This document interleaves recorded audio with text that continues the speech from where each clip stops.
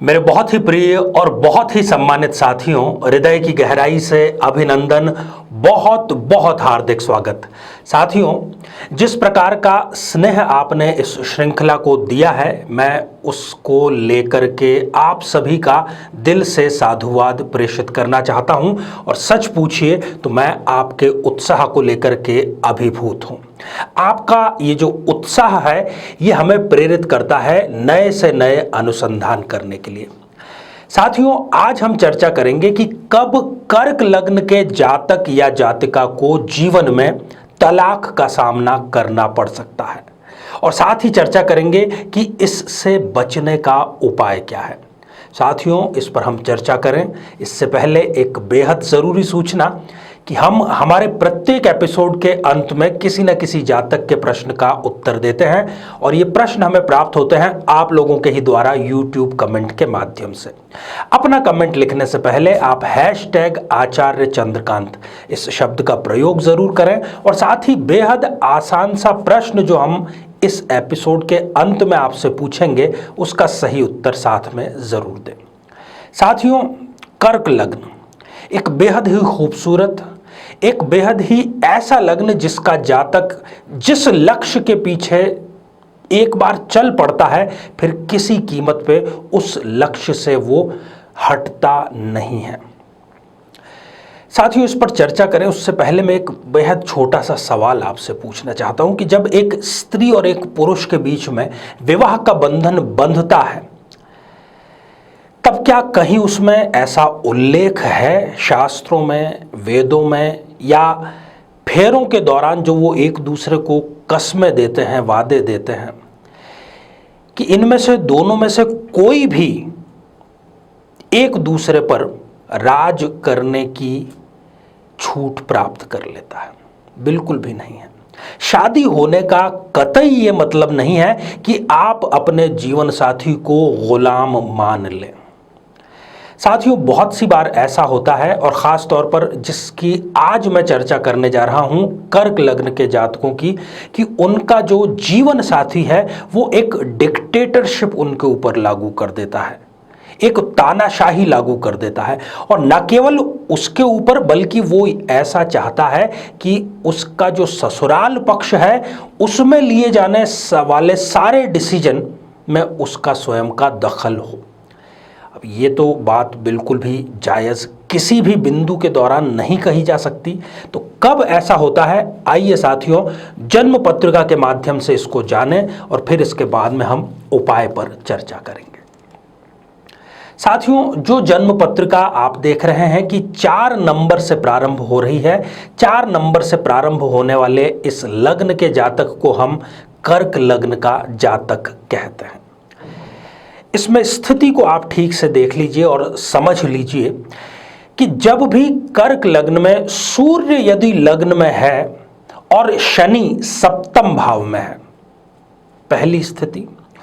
दूसरी स्थिति, यदि शनि लग्न में है और सूर्य सप्तम भाव में है, इन दोनों में से कोई भी स्थिति हो, ये कर्क लग्न के लिए तलाक के दौर को शुरू करने वाला मामला मान लिया जाता है।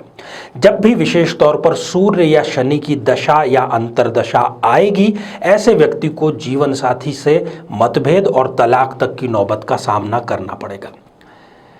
साथियों, यहाँ पर हम देख रहे हैं कि सूर्य कर्क लग्न में धनेश है। धनेश होने के कारण वो शुभ फल देगा लग्न में। स्वार्जित संपदा ऐसा व्यक्ति बहुत हासिल करेगा। वो चाहे वाहन का सुख हो, संपदा का सुख हो, संपत्ति का सुख हो, स्वयं अपने बलबूते पर अर्जित जरूर करता है। यशस्वी होता है, समाज में उसकी एक रेपुटेशन, एक उसका आदर होता है।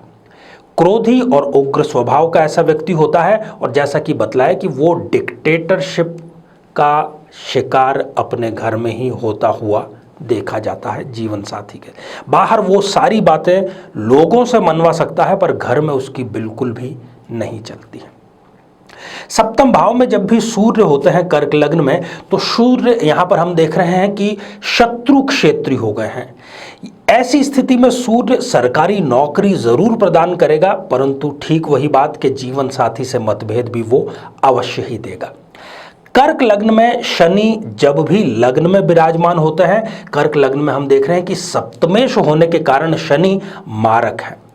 भय का वातावरण, जीवन साथी से एक बात करने से भी व्यक्ति हिचकिचाता है, डरता है, इस प्रकार के भय का माहौल क्रिएट हो जाता है और ये रास्ता सीधा उसको अलगाववाद की तरफ लेकर के जाता है। ऐसे व्यक्ति का जो भाग्य उदय है वो 26 से 36 वर्ष के बीच में होते देखा गया है और श्वसन तंत्र से संबंधित कोई ना कोई बीमारी उसको, अस्थमा, सर्दी, जुकाम, नज़ला, ये जरूर होती है। शनि सप्तम भाव में, इसकी भी यदि हम चर्चा करें तो सप्तम भाव में शनि यहाँ पर स्वग्रही हो गए हैं। ऐसा व्यक्ति जो है वो दीर्घ आयु का होता है, हर बात में अपनी प्रतिक्रिया जरूर देता है। समाज में जो भी घटना घट रही है, आस पड़ोस में जो भी घटना घट रही है, ऑफिस, उसको हर चीज से मतलब है, वो कट करके नहीं रह सकता और हर जगह अपनी प्रतिक्रिया देता है और प्रतिक्रिया का परिणाम ये होता है कि लोग बहुत बड़ी संख्या में उनसे दुश्मनी पाल लेते हैं। समाज सेवा अपनी हैसियत से बढ़कर ऐसा व्यक्ति करता है। शनि केंद्र में जब भी स्वग्रही होता है तो वो पंच महापुरुष में से एक योग निर्मित करता है जिसका नाम है शश योग। संपदावान ऐसा व्यक्ति होता है और अगर रंग की बात करें तो श्याम वर्ण का रंग उनका होता है। साथियों, यदि इस प्रकार की कोई स्थिति है तो सबसे पहली सलाह तो आपके लिए यही है कि कुंडली मिलान के समय इस तथ्य को ध्यान में रखकर डिसीजन लें और यदि विवाह आपका संपन्न हो चुका है और जो जो आपको विशेषताएं बताई हैं उसके साथ ही आप जीवन साथी से मतभेद का सामना कर रहे हैं तो निश्चित जानिए साथियों, एक बेहद ही सरल से उपाय के माध्यम से आप इस तलाक के दलदल से हमेशा हमेशा के लिए बाहर आ सकते हैं। इच्छा शक्ति आपके अंदर, पूर्ण विश्वास और श्रद्धा इस उपाय के प्रति होना चाहिए। शनिवार से आपको प्रारंभ करना है, हफ्ते में केवल 2 दिन, शनिवार और रविवार। शनिवार को आपको दशरथ कृत शनि स्तोत्र और रविवार को प्रातःकाल ब्रह्म मुहूर्त में उठ करके सूर्य देव को जल चढ़ाने के पश्चात आदित्य हृदय स्तोत्र का पाठ 3 बार करना है। शनिवार को दशरथ कृत शनि स्तोत्र का पाठ 3 बार और उसके अगले दिन रविवार को प्रातःकाल जल चढ़ाने के पश्चात 3 बार आदित्य हृदय स्तोत्र का पाठ। 3 सप्ताह की लिमिटेशन मैं आपको अपनी तरफ से देता हूं कि 3 सप्ताह के भीतर चाहे कितनी ही गंभीर स्थिति हो, कोर्ट में यदि मामला जा चुका है वो भी वापस आ जाएगा और मिल बैठकर बातचीत करके दाम्पत्य की जो नाव है वो वापस से आपकी चल पड़ेगी। तो साथियों, इस उपाय से अधिक संख्या में लाभ जरूर लीजिए। आइए साथियों, अब हम बढ़ते हैं आज के हमारे कमेंट के चरण की ओर। आज हमने कमेंट शामिल किया है प्रदीप पटेल जी का, जो कि उन्होंने लिखा है बोटाड, गुजरात से। प्रदीप जी, आपने जानना चाहा है कि विवाह कब होगा। आपको मैं खुशखबरी देना चाहूँगा कि इसी माह जुलाई 2020 से आपके विवाह का बहुत शुभ योग निर्मित हो रहा है और आप विवाह की तैयारियां करें। अग्रिम शुभकामनाएं आपको। और हाँ, हनुमान आराधना आपके लिए सर्वश्रेष्ठ रहेगी, इसलिए वो नियमित रूप से आप ज़रूर करें। तो साथियों, अब आज का बेहद आसान सा प्रश्न मैं पूछ रहा हूं कि शनि जब भी केंद्र में स्वग्रही होता है तो वो पंच महापुरुष में से कौन से एक बेहद सुंदर योग का निर्माण करता है। उस योग का नाम आपको लिख करके भेजना है। साथियों, आप सभी स्वस्थ, समृद्ध और शांतिपूर्वक जीवन व्यतीत करें और हमारी इस श्रृंखला को अपना स्नेह ऐसे ही देते रहें। नमस्कार।